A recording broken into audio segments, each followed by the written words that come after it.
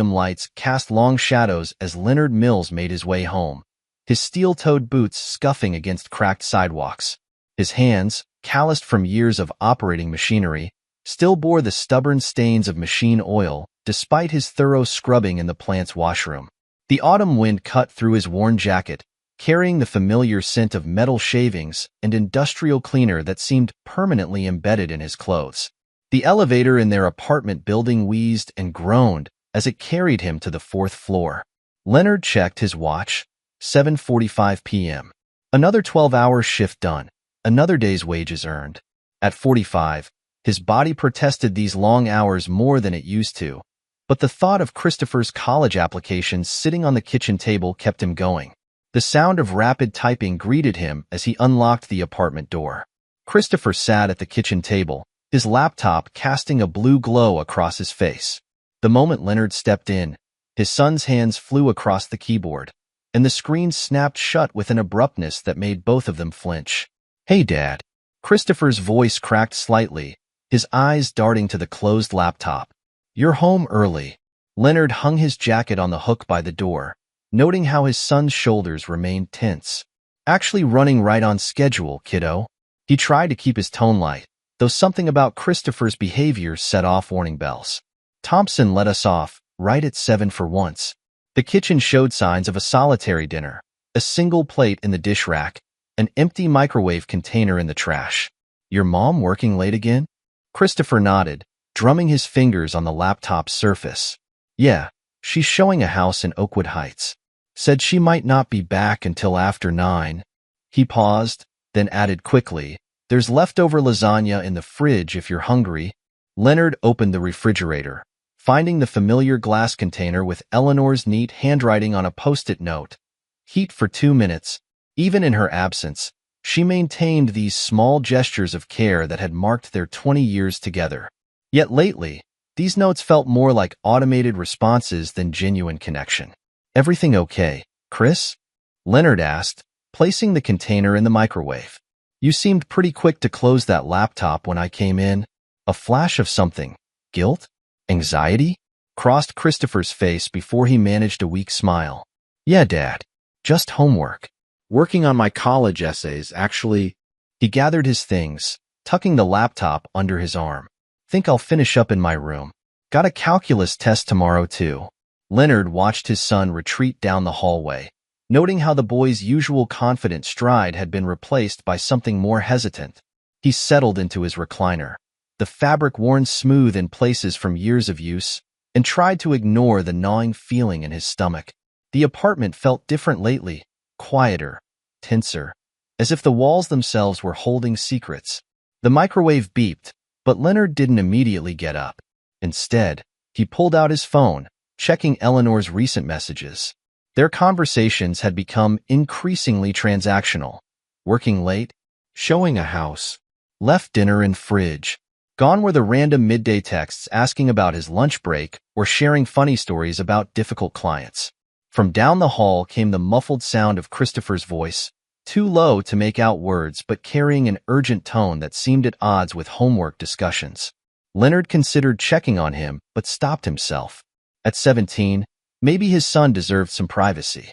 Still, something about the way Christopher had looked at him, a mixture of avoidance and what seemed like pity, stayed with him as he ate his reheated dinner alone at the kitchen table.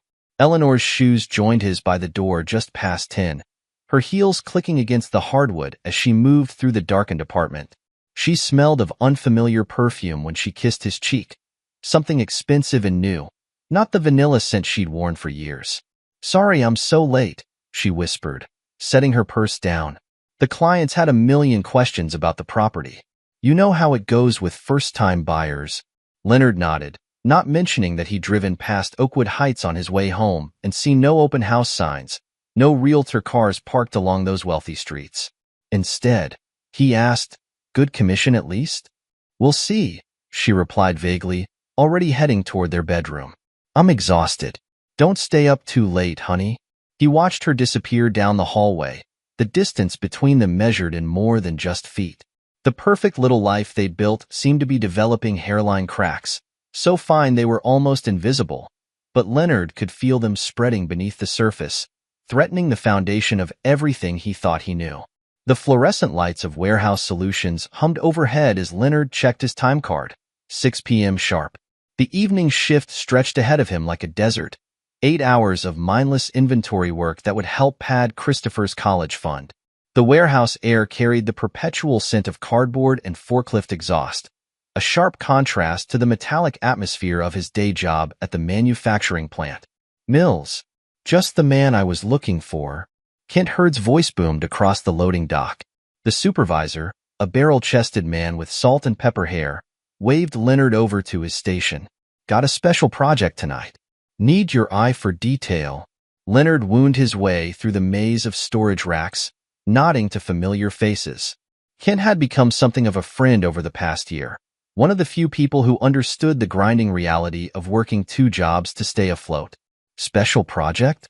Leonard asked, accepting the clipboard Kent handed him. Nothing involving heights, I hope. My knees aren't what they used to be. Kent chuckled, but his eyes held a hint of concern. Nah, inventory reconciliation in Section D numbers aren't adding up, and you're the most thorough counter we've got. He paused, studying Leonard's face. You look beat, Len. Everything all right at home? The question caught Leonard off guard. He'd thought he'd been hiding his worries better than that. What makes you ask? 20 years of marriage myself, Kent replied, leading them toward the break room. You get a sense for when someone's carrying more than just physical fatigue. Coffee. Leonard accepted the styrofoam cup. The bitter break room brew a poor substitute for real caffeine. Eleanor's been different lately, working late more often. Real estate must be booming, but he trailed off, not sure how to voice his suspicions without sounding paranoid. Kent's expression shifted subtly. Funny you should mention real estate. Trina, my wife, mentioned seeing Eleanor's car at the Meadows subdivision last Wednesday. Said she was sure it was her because of that distinctive red color and the custom license plate. The coffee turned bitter in Leonard's mouth. The Meadows? That's nowhere near her usual territory. She told me she was showing properties in Riverside that day. Could be expanding her territory, Ken offered, but his tone suggested he didn't quite believe it. Though Trina said she saw her there again yesterday, around noon. Nice area, the Meadows. Way out of my price range. Before Leonard could process this information, the warehouse intercom crackled to life. Second shift, stations please. Inventory count beginning in 5 minutes. Kent clapped him on the shoulder. Listen, Len, if you ever need to talk. He hesitated, then added, Trina and I host a poker night every other Saturday. Nothing fancy, just a few friends unwinding. You should join us sometime. Leonard managed a grateful nod, his mind still stuck on the image of Eleanor's red Mazda in the Meadows, a subdivision so exclusive it had its own security gate. Thanks, Kent. I might take you up on that. The next few hours passed in a blur of inventory sheets and barcode scanners. Leonard threw himself into the mindless task of counting and recounting, trying to drown out the questions multiplying in his mind. Why would Eleanor lie about where she was showing houses? And why the Meadows, of all places? During their midnight break, Leonard found himself studying his phone, thumb hovering over Eleanor's message thread. The last text from her had come hours ago. Working late again. Don't wait up. He typed and deleted several responses before settling on a simple, hope your showing goes well. Her reply came surprisingly quick. Thanks, honey. Just finished. Heading to the office to file paperwork. Leonard checked the time. 12:15 a.m. What real estate office was open at this hour? He pocketed his phone without responding, the weight of unasked questions settling heavy in his chest. The rest of his shift passed with excruciating slowness. Kent stopped by his station periodically, each time looking like he wanted to say something more but thinking better of it. By the time Leonard clocked out at 2 a.m., his body ached not just from the physical labor, but from the emotional weight of his growing suspicions. The drive home took him past the turnoff for the Meadows. On impulse, he slowed down, considering taking the exit. But what would he find? What was he looking for? In the end, he drove past, his knuckles white on the steering wheel. Eleanor was asleep when he got home, or at least pretending to be. Her breathing seemed too measured, too careful for natural sleep.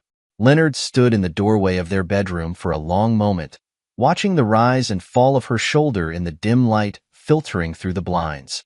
20 years of marriage, and suddenly he felt like he was looking at a stranger. Sunday morning sunlight streamed through the kitchen windows as Leonard sat at the computer, logging into their joint bank account. Eleanor was at another showing, this time in Riverside Heights, according to her hasty goodbye, and Christopher had mumbled something about studying at the library with his girlfriend Mercedes. The familiar online banking interface loaded, and Leonard began scrolling through their recent transactions. Everything looked normal at first. His paychecks from both jobs, regular bills, grocery store runs. Then he noticed it. A series of large withdrawals he couldn't explain. $3,000 here, $5,000 there. All made during business hours when he was at the plant. The front door opened, startling him. Eleanor breezed in, designer handbags swinging from her arm. She wore a new blazer he didn't recognize, the kind of clothing that belonged in the window displays of stores they used to walk past but never enter. "Honey," Leonard called out, keeping his voice carefully neutral. "Can you come look at something?" Eleanor paused in the kitchen doorway, her perfectly manicured hands clutching her new iPhone. Another recent acquisition he didn't remember discussing. "Can it wait? I need to send some emails to clients." "It's about the bank account," Leonard said, turning the screen slightly so she could see it. "There are some withdrawals I don't recognize. Pretty large ones." Something flickered across Eleanor's face, too quick to catch, before she waved her hand dismissively. "Oh, those? Commission deposits and withdrawals. You know how real estate transactions work." She was already typing on her phone, barely glancing at the screen. "The money comes in. We have to move it around for escrow, closing costs, all that." "Since when do we handle escrow through our personal account?" Leonard pressed, remembering the strict financial procedures she'd explained when she first started in real estate. "I thought your firm had separate accounts for that." "New policy," Eleanor replied smoothly. "Makes it easier to track individual agent transactions." "Really, Leonard, it's all perfectly normal in this business." She glanced at her watch. "I need to make some calls. We can discuss this later if you're still concerned." Movement in the hallway caught Leonard's attention. Christopher stood there, his face a mask of conflicting emotions. Their son had gotten home so quietly neither of them had noticed. "Everything okay?" Christopher asked, his voice unusually tight. "I heard you talking about bank accounts." "Everything's fine, sweetheart," Eleanor cut in before Leonard could respond. "Your father's just confused about some work transactions. Nothing to worry about." She turned back to Leonard, her smile not quite reaching her eyes. "I'll explain everything properly later, okay? Right now, I really need to handle these client matters." Leonard watched her retreat to their bedroom, the click of her heels against the hardwood floor echoing with finality. Christopher lingered in the hallway, shifting his weight from foot to foot like he used to do as a child when he had something to confess. "Dad," Christopher started, then seemed to think better of it. "Never mind. I should get back to studying. Mercedes is waiting for me to video call."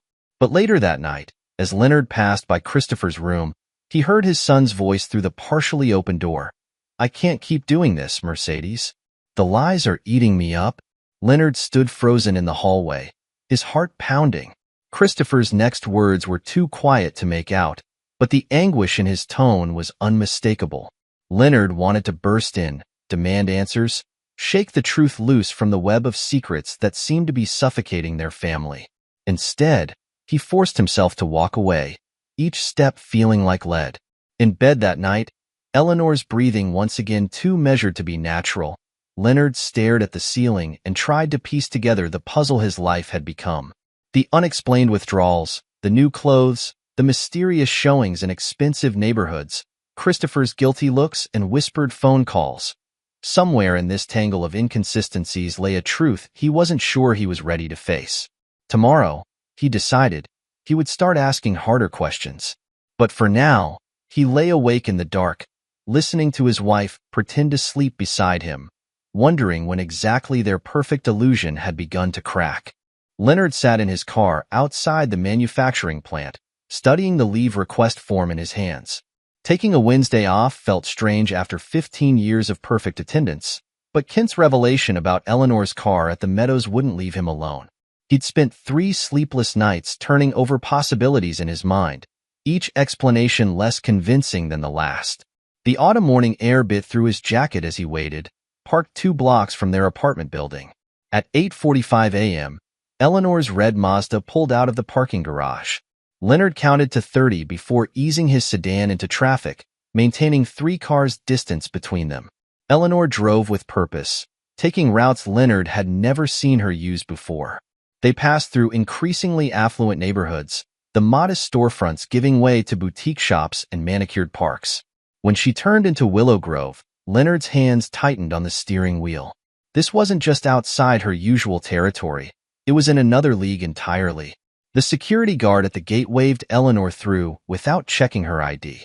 Leonard held his breath, expecting to be stopped, but the guard merely nodded as his car passed. Either Eleanor was a regular here, or he pushed away the thought, focusing on keeping his distance.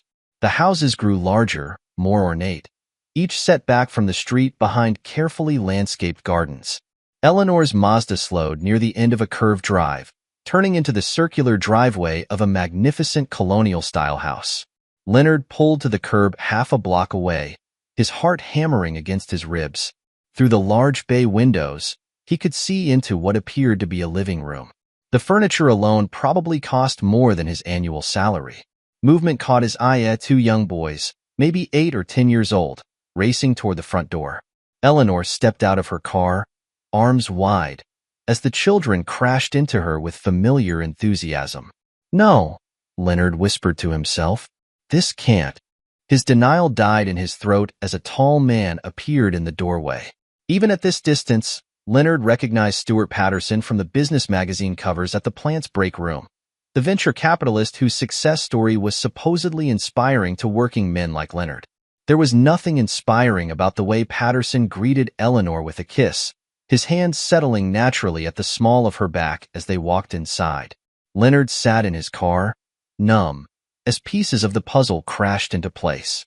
The late nights, the mysterious phone calls, the unexplained expenses, the guilt in Christopher's eyes.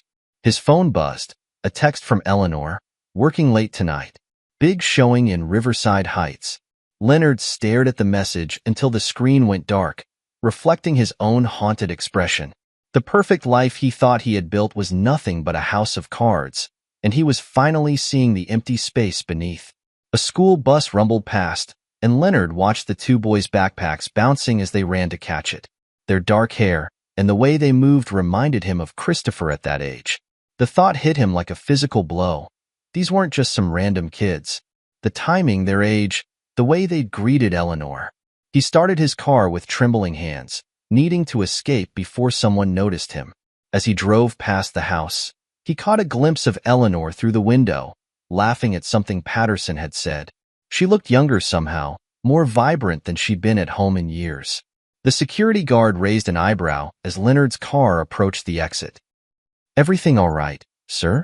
You seemed a bit lost there." "Just turned around," Leonard managed, surprised by how steady his voice sounded. "Beautiful neighborhood." "That it is," the guard agreed. "Though most folks who live here don't drive." He glanced at Leonard's weathered sedan, domestic models. Leonard nodded, not trusting himself to speak again. He drove aimlessly for hours, calling in sick to his evening warehouse shift. Kent would understand. He'd been the one to set this revelation in motion with his casual mention of Eleanor's car. When he finally returned home that evening, Christopher was at the kitchen table, textbooks spread around him. He looked up as Leonard entered, then quickly away, that now familiar guilt shadowing his features. "Dad? You're home early." "Am I?" Leonard asked quietly. "Or am I just finally seeing what's been right in front of me?" Christopher's face went pale, but before either could say more, they heard Eleanor's key in the lock. She breezed in, designer bag swinging, that same vibrant energy Leonard had seen earlier now carefully contained. "Oh, Leonard, I didn't expect you home so early. How was work?" The lie came easily to her lips, her smile never wavering. Leonard looked between his wife and son, wondering how many other lies he'd accepted without question over the years. "Fine," he said, the word tasting like ashes in his mouth. Everything's fine. The business card felt heavy in Leonard's hand. Raymond Bowers, attorney at law. Ray had been 3 years ahead of him in high school, one of the few who'd made it out of their blue-collar neighborhood to become something more. They'd kept in loose touch over the years, meeting occasionally at local baseball games. Leonard sat in Ray's modest office, the morning traffic humming beyond the windows. 2 weeks had passed since his discovery at Willow Grove, 2 weeks of watching his wife and son perform their roles in what he now recognized as an elaborate charade. "Start from the beginning," Ray said, legal pad ready. His face showed none of the shock Leonard had expected when he'd outlined the situation over the phone. Leonard pulled out a manila folder stuffed with bank statements, printed emails, and hastily scrawled notes. "I tracked the withdrawals back 6 years," he began. "They started small, amounts I wouldn't notice. But lately—" Ray studied the statements, his frown deepening. "These recent withdrawals are bold. 5,000 here, 8,000 there. She's either gotten careless or she doesn't think it matters anymore if I notice," Leonard finished. "Tell me about Christopher's involvement." Leonard ran a hand over his face. "He's been visiting them, Eleanor and Patterson. The boys are his half-brothers. I followed him last weekend, saw him playing basketball with them in their driveway." The memory twisted in his gut. Patterson was there, coaching them like some kind of family man? Ray supplied gently. "Mercedes Lawson, Christopher's girlfriend. She's been pushing him to tell me the truth. I overheard them arguing about it." Leonard paused. "Her father's Judge Marcus Lawson. Could that be a problem?" Ray shook his head. "Actually, it might help. Marcus and I go way back, and his daughter's testimony about Christopher's situation could be valuable." He made several notes. "What about Patterson? What do you know about him?" "Stuart Patterson, venture capitalist. Local success story." Leonard's laugh held no humor. "Turns out he's been married to my wife for 6 years, living in Willow Grove with their twin boys." He pulled out a printout from Patterson's company website. "He's been featured in business magazines, always talking about family values and ethical investing." Ray studied the photo. "I've heard of him.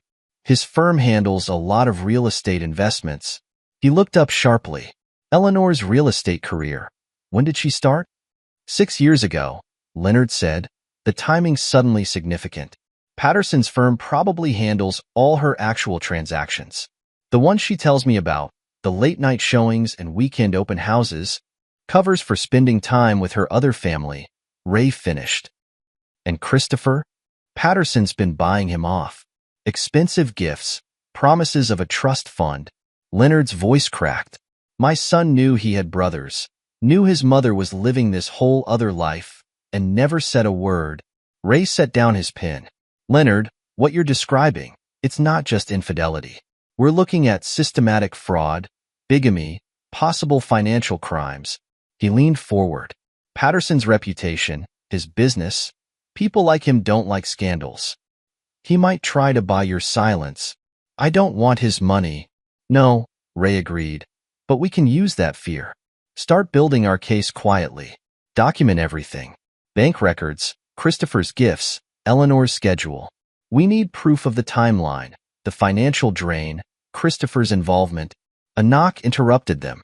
Ray's secretary poked her head in. "Sorry to interrupt, but I found those property records you asked for." She handed Ray a thick folder. "It's all there. Deed transfers, mortgage documents, everything on the Willow Grove house." Ray scanned the documents, his eyebrows rising. "Leonard, look at this. The down payment on Patterson's house. The dates match some of the first large withdrawals from your account." Leonard stared at the numbers, feeling sick. "She used our money to help buy their home?" "Better than that," Ray said grimly. "She used your money, but Patterson put the house in her name, probably trying to protect his assets, but it works in our favor." He started making notes again. "We need to move carefully. Patterson's got resources, connections, but he's also got everything to lose. His reputation, his business relationships." "What about Christopher?" Leonard asked quietly. "He's 17, finishing high school. I don't want this to destroy his future." Ray's expression softened. "Mercedes Lawson's been trying to get him to do the right thing. That counts for something. And if he cooperates, tells us everything. He trailed off as his phone buzzed. Excuse me, I need to take this.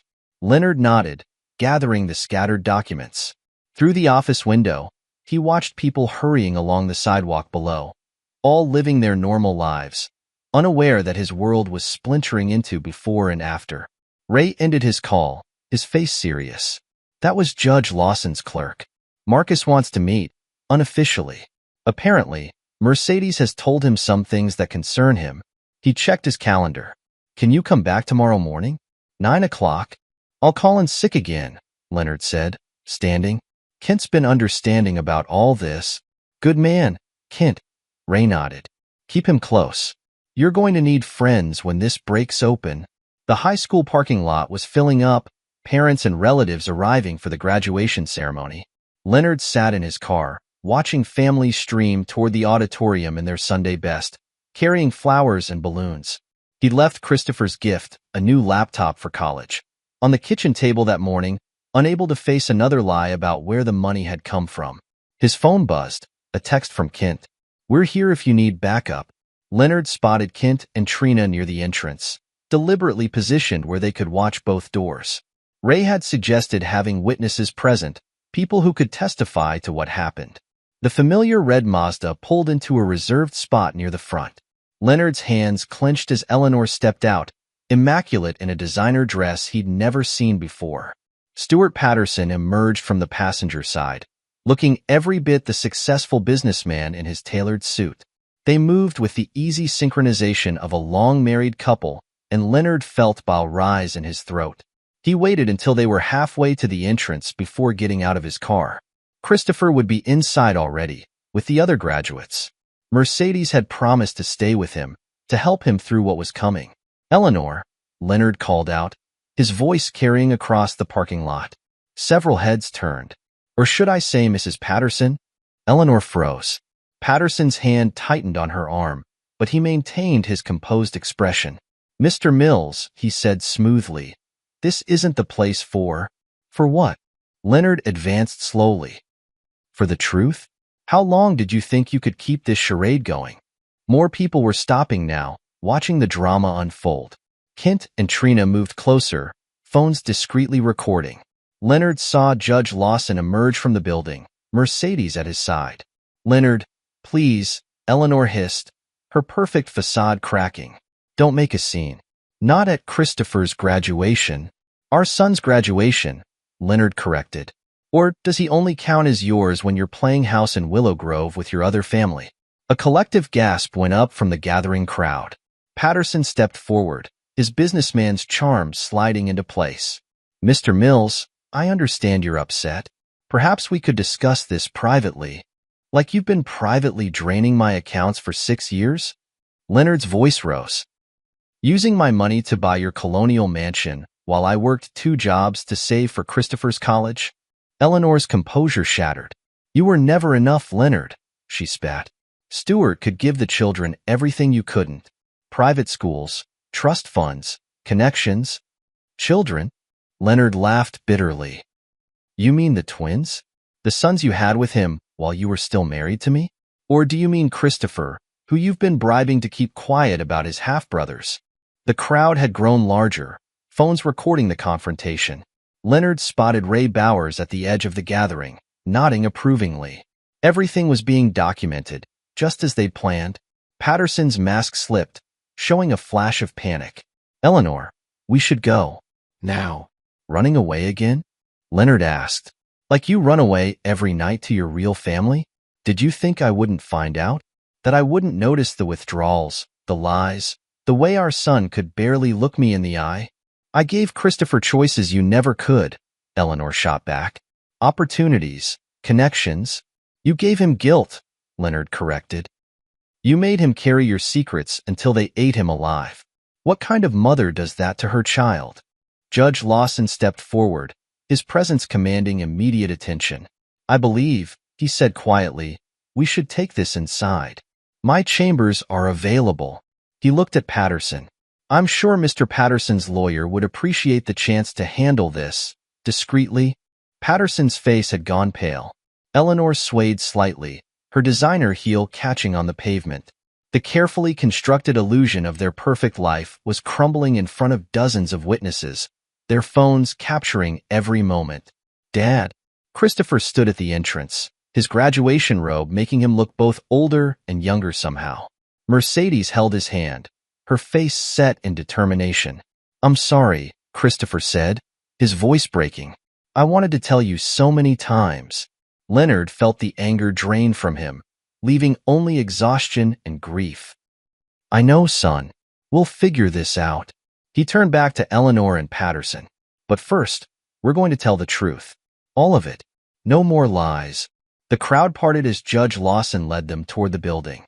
Leonard caught glimpses of shocked faces, whispered conversations, phones being tucked away with their damning evidence. Kent and Trina fell into step behind him, silent support as his world publicly unraveled. Eleanor's perfect mask had crumbled completely, leaving behind a stranger Leonard barely recognized. Patterson kept trying to make phone calls, but his hands shook too badly to operate his phone. Their carefully constructed house of lies was collapsing, and Leonard felt a strange sense of peace knowing that at least now, finally, everything would be in the open. The truth, he realized, had been like a picture frame hanging just a few degrees off. Once you noticed it, you couldn't see anything else. But now the frame had fallen, shattered, and whatever picture emerged from the broken pieces would at least be honest. The courthouse corridors buzzed with whispered conversations as Leonard and Ray Bowers approached Courtroom C. 3 months had passed since the graduation ceremony confrontation, and the legal machinery had ground slowly but inexorably toward this day. "Remember," Ray said, adjusting his tie, "Judge Lawson's reputation for fairness is legendary. Having her preside over this case is a stroke of luck we couldn't have planned better." Leonard nodded, watching Eleanor and Stuart Patterson huddle with their legal team at the other end of the hallway. Their designer suits and confident postures couldn't hide the strain showing around their eyes. The scandal had already cost Patterson several major investors. "Dad." Christopher approached, Mercedes at his side. He looked older in his new charcoal suit, a gift from Kent, not Patterson. "The forensic accountant's here. She says she found more accounts." Ray's eyebrows lifted. "More than the ones in the Caymans?" "3 in Switzerland," Mercedes added. "Mom's been helping track the money trails." Judge Lawson's daughter had proven to be not just Christopher's emotional support but a valuable asset to their case, her sharp mind catching details others missed. The bailiff opened the courtroom doors. Inside, Judge Erica Lawson already sat at her bench, her reputation for punctuality evident. Her eyes met Leonard's briefly as he entered, and he saw the same steady determination he'd come to recognize in her daughter. "All rise." The Superior Court of the State is now in session, the Honorable Judge Erica Lawson presiding, in the matter of Mills versus Patterson. Eleanor sat with perfect posture at the defense table, but her usual mask of composure slipped when Christopher walked past without acknowledging her. Patterson's lawyer, a high-priced corporate attorney named Davidson, shuffled papers with practiced nonchalance. "Your Honor," Ray began, "we're prepared to present evidence of systematic financial fraud spanning 6 years, including documented instances of bigamy, wire fraud, and emotional manipulation." Davidson stood. "Your Honor, my clients are prepared to offer a generous settlement that would—" "Counsel," Judge Lawson interrupted, her voice cutting through the courtroom. "If you're suggesting we can put a price tag on 6 years of deliberate deception, you've gravely misread this court's position." Eleanor shifted in her seat. Leonard remembered how she used to fidget the same way when lying about small things early in their marriage, a tell he should have recognized sooner. The forensic accountant's testimony came first, her presentation methodical and devastating. Screen after screen showed the flow of money from Leonard's accounts through a maze of transfers, eventually funding the Patterson family's luxurious lifestyle. "Mrs. Patterson?" or "Mrs. Mills?" The accountant addressed Eleanor directly. "These transactions show systematic withdrawals coordinated with Mr. Patterson's investment patterns. Would you care to explain how you managed to be in both Riverside Heights, showing houses, and in Zurich opening accounts on March 15th? Eleanor's theatrical sob didn't move Judge Lawson. "Your Honor, I was just trying to provide opportunities for my children." "All of your children, Mrs. Patterson?" Judge Lawson's tone could have frozen mercury. Or only the ones living in Willow Grove? Christopher's testimony came next. Leonard's heart ached watching his son describe years of divided loyalties, expensive gifts with strings attached, and the growing weight of deception. Mr. Patterson told me the trust fund would set me up for life, Christopher said, his voice steady. But I had to play by his rules. Keep the secrets. Visit only when scheduled. Never tell my dad about my brothers. And how did that affect your relationship with your father? Ray asked gently. Christopher's composure cracked. I couldn't look him in the eye. He was working 2 jobs to save for my college, and I was taking gifts from the man who was stealing from him. Mercedes kept telling me it was wrong, but I was afraid of losing everything. My brothers, my mom, the future Mr. Patterson promised. Patterson's mask of confident indifference slipped during cross-examination. Davidson tried to paint him as a successful businessman who'd fallen in love with an unhappy wife, but the evidence told a different story. Mr. Patterson, Ray probed, how many other dual families have you maintained over the years? The question hung in the air. Patterson's face went pale. I invoke my Fifth Amendment right. The court notes the defendant's refusal to answer, Judge Lawson stated. Mr. Bowers, proceed. By day's end, the pattern was clear. Eleanor and Patterson's carefully constructed facade had crumbled under the weight of documented evidence. Judge Lawson's ruling was unequivocal. This court finds the defendant's actions constitute not merely fraud but a calculated scheme to exploit and manipulate both financial and familial bonds. The evidence shows not only bigamy and financial crimes, but a profound breach of trust that has impacted multiple lives. She fixed Eleanor with a stern gaze. Mrs. Patterson, your attempts to justify your actions as maternal concern ring hollow when viewed against the documented emotional manipulation of your eldest son. This court cannot and will not condone such behavior. The final judgment was comprehensive, full financial restitution, including the Willow Grove house, criminal charges for fraud and bigamy, and a clear path for Leonard to begin rebuilding his life. Outside the courthouse, reporters gathered, but Kent and Trina ran interference, shepherding Leonard and Christopher to their car. Ray handled the press with practiced ease. Justice was served today. That's all we'll say for now. In the car, Christopher finally broke down. Dad, I'm so sorry. All those years. Leonard pulled his son close. We're going to be okay. No more lies between us. That's what matters now. The Willow Grove house felt different with moving boxes stacked in the foyer. Leonard sat at the kitchen island, watching Christopher sort through years of accumulated possessions, deciding what to keep and what to let go. I found these, Christopher said quietly, placing a stack of photos on the counter. They showed him with the twins' birthday parties, basketball games, holiday celebrations. I don't know if you want me to. They're your brothers, Chris, Leonard replied, studying the images of the boys who shared his son's smile. That doesn't change just because of what your mother and Patterson did. Mercedes looked up from the box she was organizing. The twins' grandparents called again. They want to maintain contact with Chris, separate from everything else. The past month had brought revelations that tested them all. Christopher had finally shared the full story. How Patterson had orchestrated everything, using Eleanor to target hard-working men like Leonard, building his fortune on stolen dreams. I thought the trust fund was real, Christopher admitted, sitting heavily on a bar stool. Patterson showed me documents, statements, said all I had to do was play along, keep his perfect family image intact. His laugh held no humor. Mercedes kept telling me something wasn't right, but I wanted to believe him. We all wanted to believe, Leonard said. Your mother was very good at making lies feel true. Mercedes touched Christopher's shoulder. You were a kid caught between impossible choices. What matters is you finally chose the truth. The doorbell rang, Kent and Trina arriving with pizza and moving supplies. They'd been rocks through everything, their steady support never wavering. Ray called, Kent announced, setting down the pizza boxes. Patterson's other victims are coming forward. Seems Eleanor wasn't his first partner in these schemes. Trina started pulling plates from a box. The support group idea is gaining traction. 3 more families reached out today. Leonard looked around the spacious kitchen, seeing it with new eyes. This place is too big for just Chris and me. But as a community center, the zoning board already approved the change of use, Mercedes added. Her internship with Ray's firm had given her valuable experience with municipal regulations. We can start renovations next month. Christopher opened another box, then stopped suddenly. Dad, look at this. He pulled out a framed photo, Leonard and Eleanor on their wedding day, both so young and full of hope. Was any of it real? Leonard studied the image. Parts of it were. The love I felt, the family we built, that was real.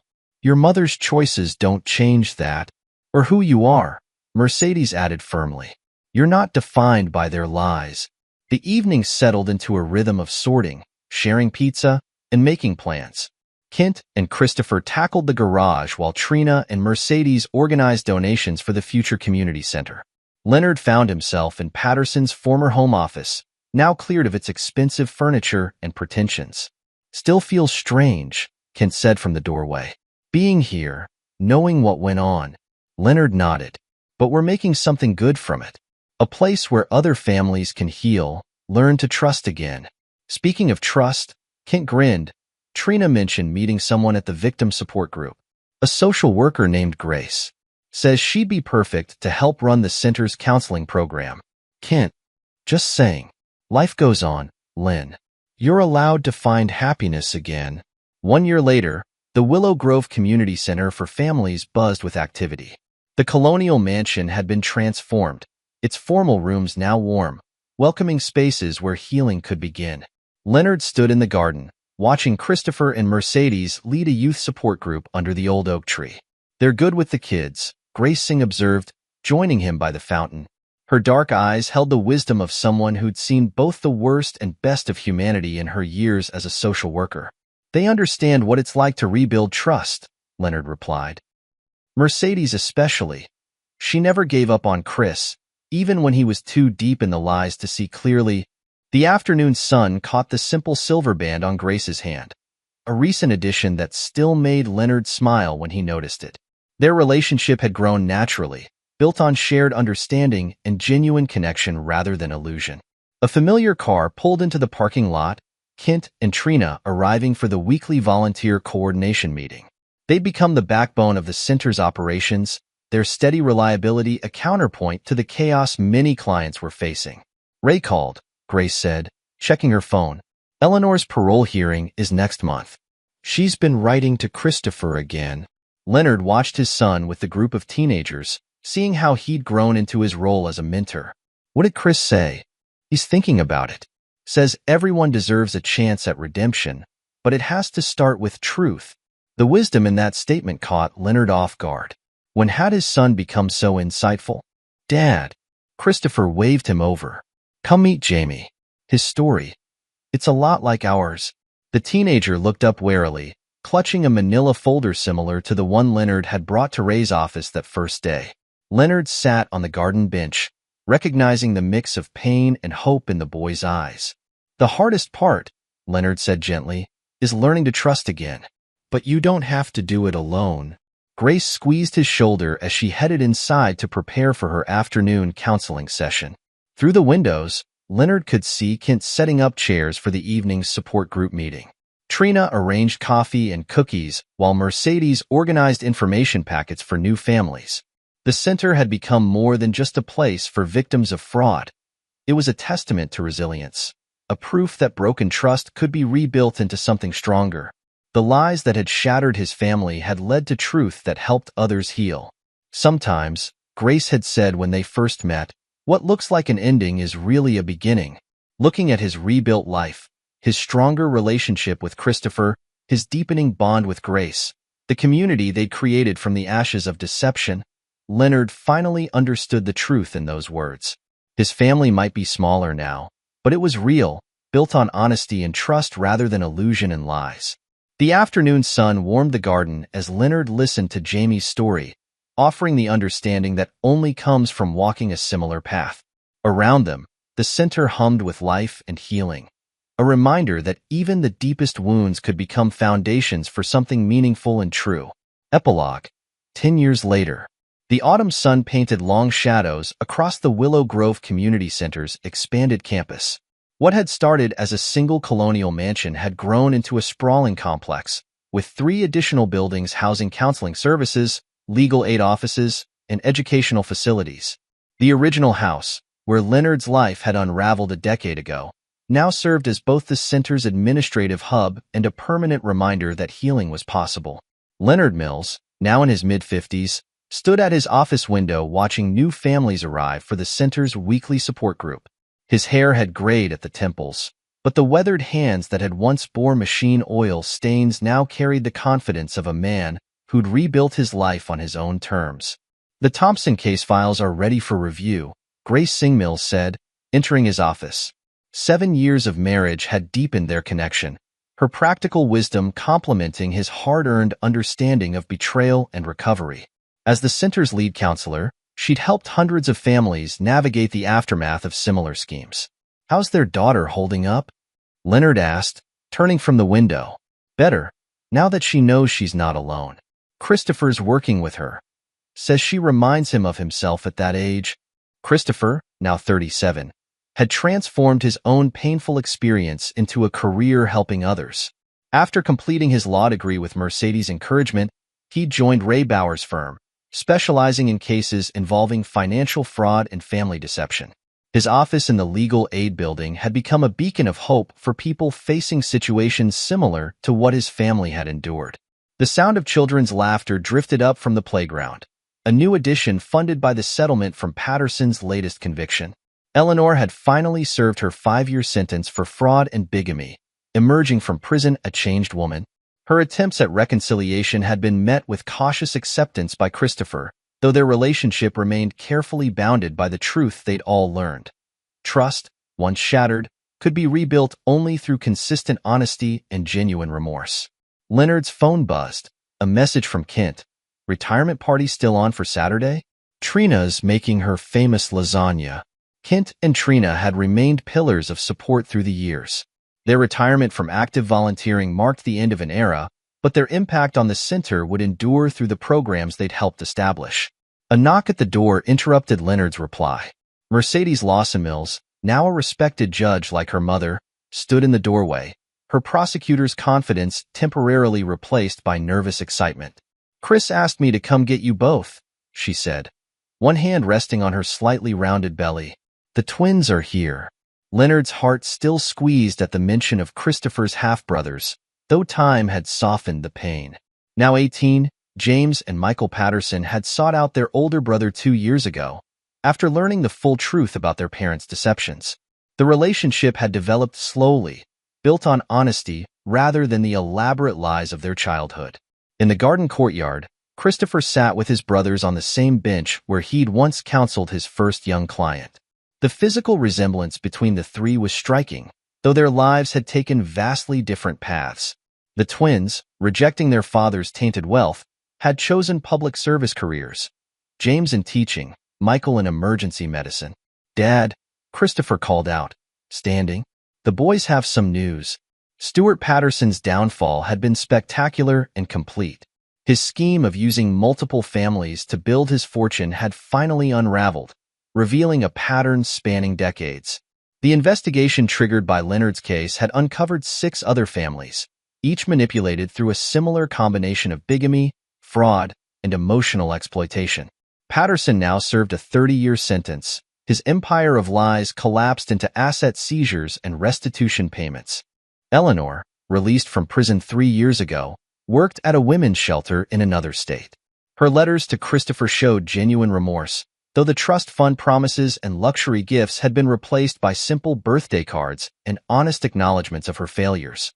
She never remarried, focusing instead on counseling other women away from paths similar to the one she'd chosen. "We're starting a scholarship," James announced, handing Leonard a folder. "The Redemption Fund. 4 kids affected by financial fraud and family deception. We're using our trust funds. What's left of them after the government seizures." Michael nodded. It felt wrong keeping any of that money. This way, something good can come from it. Grace squeezed Leonard's hand as he studied the proposal. A decade ago, these boys had been unwitting pawns in their parents' scheme. Now they sat in the garden of the center that had grown from those ashes, choosing to transform their inheritance of lies into a legacy of truth. Mercedes joined them, settling next to Christopher with the easy familiarity of 15 years of marriage. Their first child would be born into a family built on honest foundations, a stark contrast to the deceptions that had marked Christopher's own youth.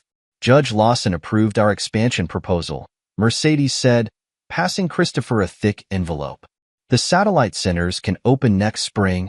What had started as one family's journey through betrayal had grown into a network of support spanning 3 states. The Willow Grove model of combining legal aid, counseling, and community support had proven so successful that similar centers were being established across the country. Kent and Trina arrived with coffee and pastries from the center's cafe, another of their successful initiatives.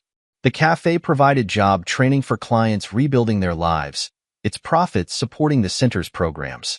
Got the final numbers for the annual report, Ken announced proudly. Over 500 families helped this year alone. Leonard looked around the garden at the living testament to resilience they'd built together. The pain of betrayal had transformed into purpose, the wounds of deception healed into wisdom shared with others. His family, though different from what he'd once imagined, had grown stronger through truth rather than illusion. The twins' scholarship announcement made headlines in the local papers, their rejection of Patterson's tainted legacy seen as final proof that cycles of deception could be broken. Christopher's legal work continued to expose similar schemes, each case adding to the center's understanding of how to help families heal. Ray Bowers, semi-retired but still involved in the center's legal program, often said that the greatest victory wasn't just winning the case against Patterson and Eleanor, it was building something meaningful from the wreckage of their deceptions. Grace's counseling programs had expanded to include preventive education in schools, teaching young people about healthy relationships and financial responsibility. The garden where they now sat had become a symbol of growth and healing, its paths walked by countless families finding their way back to trust. As the sun set over Willow Grove, casting long shadows across the grounds where so many stories of betrayal had transformed into tales of redemption, Leonard remembered Grace's words from their first meeting. Sometimes what looks like an ending is really a beginning. 10 years later, he understood the full truth of that statement. The end of his marriage to Eleanor had begun a journey that touched hundreds of lives. The collapse of Patterson's schemes had created space for genuine relationships to grow. The pain of betrayal had been transformed into a mission of healing that would outlast them all. Christopher's voice pulled Leonard back to the present.